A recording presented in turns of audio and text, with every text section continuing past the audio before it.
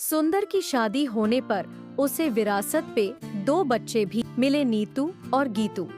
लेकिन सौतेले पिता को लेकर नीतू और गीतू के मन में बहुत सारी शंकाएं थीं। गीतू, तुझे ये नए पापा कैसे लगे?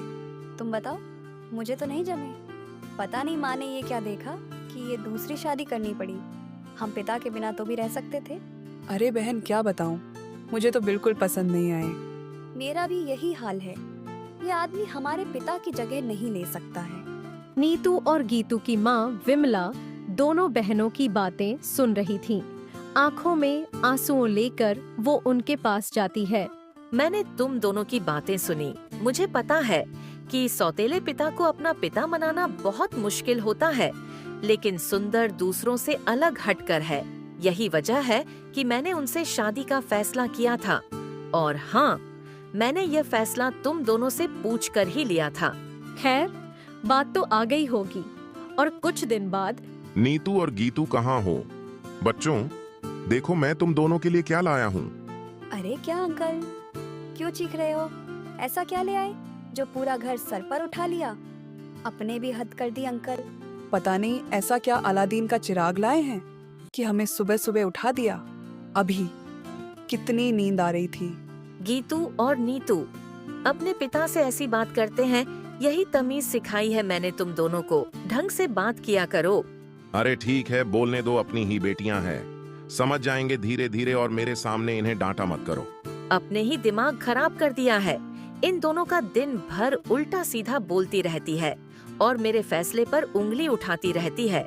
अभी 10वीं और 12वीं में पढ़ती हैं, लेकिन दोनों का दिमाग 7वें आसमान पर है। अरे छोड़ो, बच्चों की बातों का बुरा नहीं मानते। आखिर हैं तो अपनी ही बेटियां। समय के साथ सब कुछ ठीक हो जाएगा। अरे क्या खास ठीक हो जाएगा? मैंने नहीं सोचा था कि मेरी बेटियां इतनी बदतमीज निकलेंगी। दूसरे दिन दोपहर को गीतू जब घर लौटी तो उसकी आंखों में आंसुओं थे। अरे क्या हुआ गीतू, क्यों रो रही हो? माँ, वो दूसरे गांव से कल्लू है ना, वो आज मुझे काफी भला बुरा कह रहा था और हाँ, बदतमीजी भी कर रहा था। अच्छा कोई बात नहीं, तू मत सुनाकर बस स्कूल जा और लौटकर वापस आ जाया कर। दूसरे दिन जब गीतू घर लौटी तो वह बहुत खुश थी। अरे आज क्या हो गया, इतनी खुश नजर आ रही है? अरे पूछ मत माँ, वो जो कल्लू है ना, जिसने मुझे छेड़ा था, उसको आज पुलिस ने बीच सड़क पर मुर्गा बना दिया। किसी ने कर दी होगी शिकायत। जो जैसा करता है वह वैसा भरता भी है। हाँ, लगता तो है ही। कलुआ बड़ा बदतमीज था। चल चल, गाली गलौज बंद कर हाथ धोकर खाना खाने आ जा। वैसे आज अंकल नहीं दिखाई दे रहे, कहाँ है? अरे काम पर गए हैं और कहाँ है? वैसे भी तुझे उनकी चिंता क्यों हो रही है? वह तो तेरा सौतेला बाप है ना। अरे ऐसे ही पूछ लिया, मुझे उस आदमी से कोई मतलब नहीं है। दूसरे दिन सुंदर अरे नीतू और गीतू, सुनो जरा, तुम्हें कुछ चाहिए क्या?